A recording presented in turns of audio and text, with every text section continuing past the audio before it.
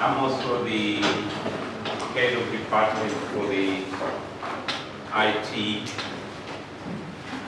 And so this morning, before we get started, we're privileged to have the Associate Dean for the Faculty of Informatics and Design, where our department is hosted, Professor Bennett Alexander. So I'll just invite him to welcome everybody and just give us a few briefing remarks.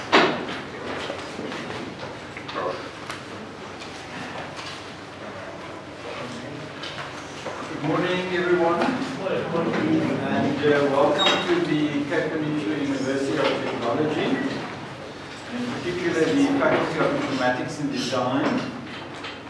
I'm very excited to be part of the IEEE conference. It's, I've just joked with my colleague here from UMP that engineers and technologists seem to be sort of somewhat underrepresented in the management structures of many institutions. And so it's very encouraging to be here at this very important time in the history of our institution, where we are now confronted with some really challenging times. And we've just spent the last number of weeks working through our new Vision 2030 as we're concluding our Vision 2020. And for me, it's quite obvious that we have some really serious challenges. And I mean, to crystallize it down to one single thought, then it's obvious that we need to be doing something about poverty.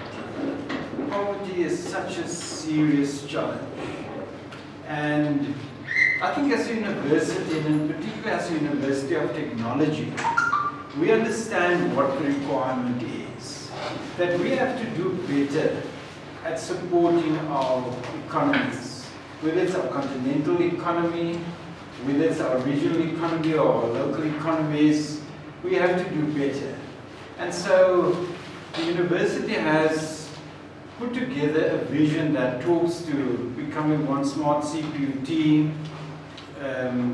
with respect to producing smart research, smart teaching and learning, smart engagement, smart people and smart processes. And when I looked at this particular conference, the IEEE conference, I just knew that this is exactly the sort of thing that we need to be doing. It checks every single box in terms of our interpretation of becoming a smart university. And so I want to congratulate the organizers and the chairs, the co-chairs, and the head of department for the foresight to bring such a prestigious conference to our shores at this very critical time in our development. So I want to encourage you to participate deeply in the discourse here over the next 2 days. And keep an eye on the fact that our work is an important work that needs to be done. We hold the power to be transformational in the way we deploy technologies. So, welcome to CPUT and good luck for your conference. Thank you very much.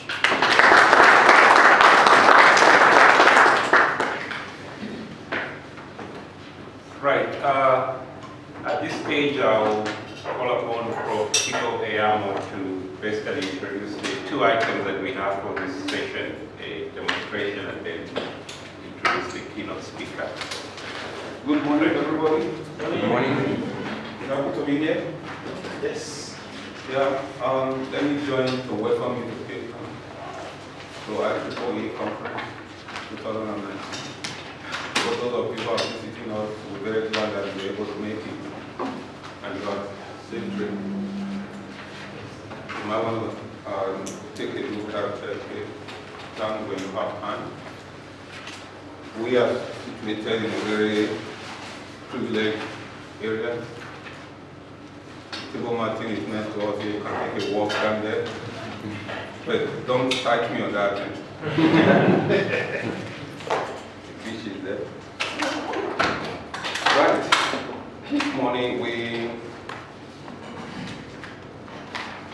will having one of our guest speakers here. And I would like to introduce him to you. So, Professor Hussain, please, he's going to talk to us about fourth industrial revolution and digital skills, the urgency of open innovation. So I'd like to welcome you, sir.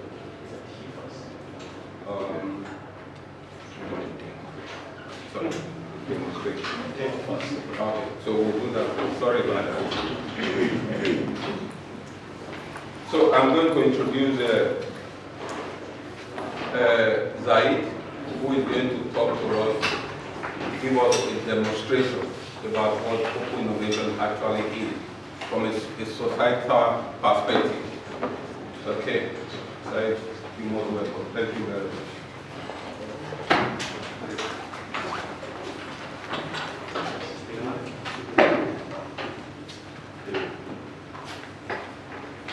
Good morning, ladies and gentlemen. Oh gosh. So this morning, I was getting out on the Sabbath Sabbath is a difficult thing to do. But let's get this party started. So, the title of my presentation is Rolling into the Fourth Industrial Revolution. Why am I here? Oops. There we go. So, actually, why am I here? Apart from giving you something entertaining. But let me start by, and I think this is more important, giving you guys a brief overview or brief biography of my journey and how it's been. But before I do that, let me introduce you to my trusted companion, Baby. Baby is my wheelchair, or rather an iteration thereof. It's been my partner, my friend, my confidant, my everything for the last 26 years. And to say the least, it has been fun. So, I'm not going to stick to this. I just realized something. Because the mouse is not working. So this is a very informal discussion about life and how life changes when we actually look at it. Oh gosh. See?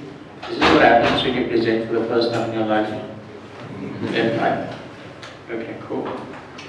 So, why am I here today? Well, firstly, and this is most importantly, I'd like to thank the IEEE conference for having me. I've been asked by Prof. Tito to present an experience in my life that has, over the past 27 years, shaped the way I look at things. So, here we go. 27 years ago, I was a boat builder.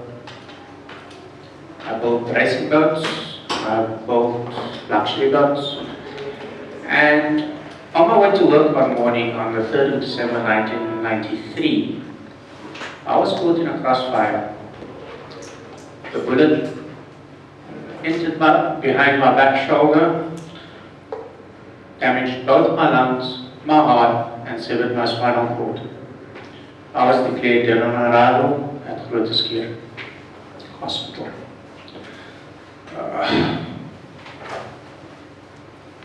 Dead on arrival sounds so weird, saying that I'm sitting here in front of you guys right now.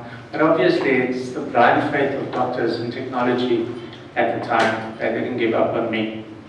So I'm here before you presenting something that over the years has become a passion of mine. Now, without delving into the physiology of life, I'd like to present and show you what paraplegia is all about. So there you have a depiction of paraplegia, and my spinal cord injury is at level T6. What that means is I'm paralyzed from the chest down, which just about there. So from there on down, there is no feeling, no muscle control, no sensory or motor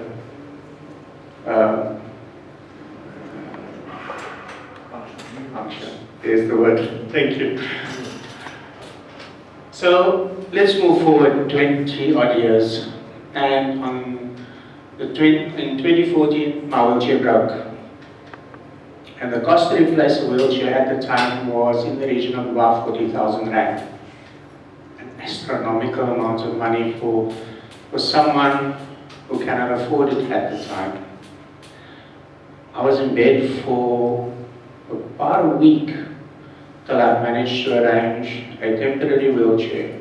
But in that week, that was the most frustrating time of my life, not even counting the 3 months I spent in hospital recovering from my injury. What also became evident was the time it would take for me to get a replacement wheelchair. And at the time, it was set at about 4 to 6 weeks. Now, picture a paraplegic who is active, drives his own car, goes shop driving from time to time, and does all these crazy things, being asked to spend 6 weeks in bed. That is probably the worst thing ever in my book, not counting the fact that I'm disabled. So I set about designing something that would assist me going forward, and more importantly, assist others in my position going forward. I had to learn new skills. Coming from a boat building background, I had some of the rudimentary skills, but I had to learn new skills. And those were things that felt good at the time. I wanted to learn. And I discovered that through this journey, there were a lot of problems that we faced. And the conventional wheelchair in its rudimentary design hasn't changed much over the years. Yes, we see these fancy wheelchairs on the market today, and when you look at them, you don't see the wheelchair. But to those who can't afford it, this is what you are presented with. And honestly, a very appealing. So I was presented with the same options at the time, and having a look at that, it's a standard wheelchair, right? It is freely available at reasonable cost. But what does that do to the individual? Right? Firstly, not only is it, in my opinion, debilitating, it does not build confidence. And at the end of the day, confidence is what we as individuals, paraplegics like myself, yearn for. Because we've just been broken down to our very basic essence of being. We've been told we cannot walk for the rest of our lives, and believe me, the technology is out there to make things so much better for disabled.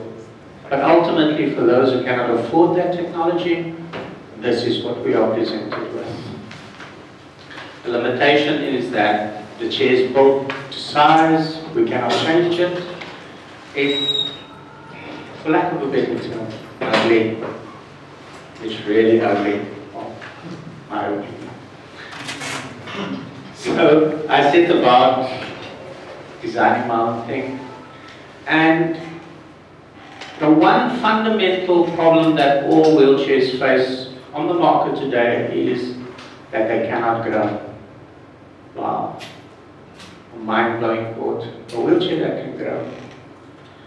And that was the one problem that I faced and I grappled with for a while.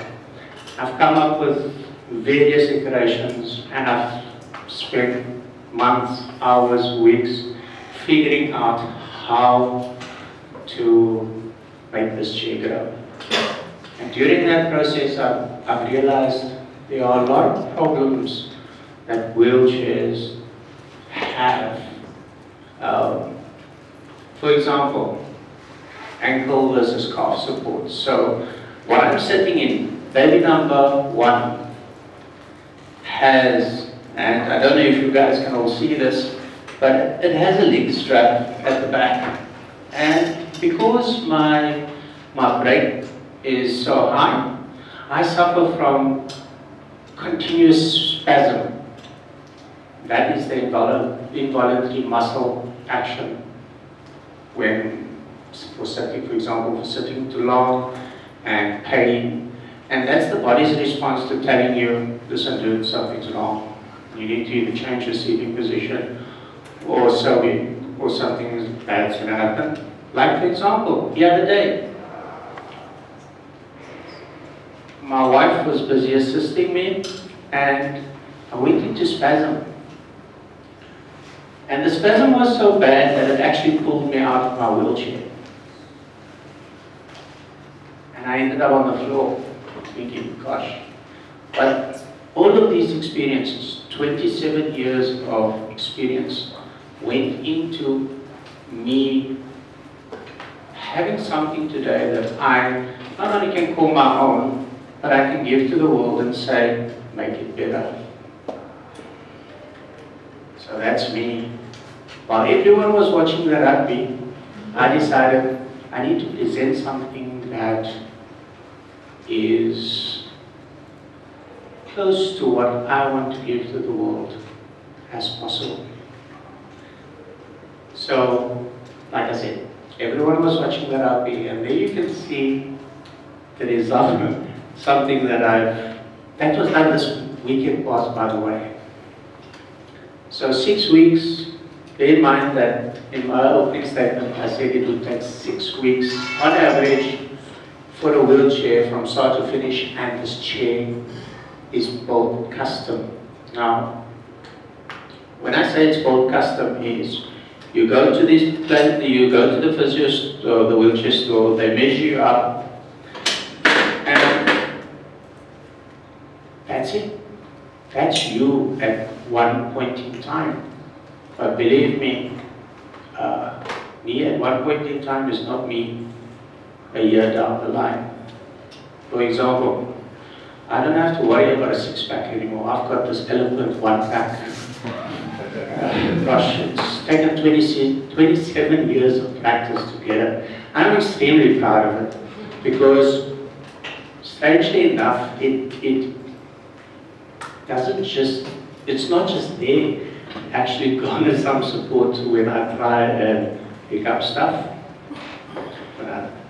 It supports my trunk. So inadvertently, life has taken away something but given me something which I'm very proud of, by the way. So, like I said, I've said about building something that is functional, that can grow, and not to delve too much into it. I need to ask someone from the audience to give me a hand. So, please, someone, bro, anyone? Gentleman down there? Please, thank you.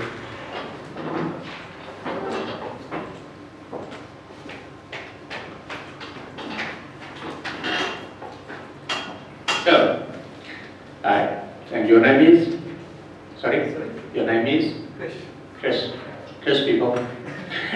So, Chris is going to help me demonstrate what I view as a choice to persons with disability. Chris, I'd like you to pick that up for me, please. Yeah? And just, physically pick it up. Yeah.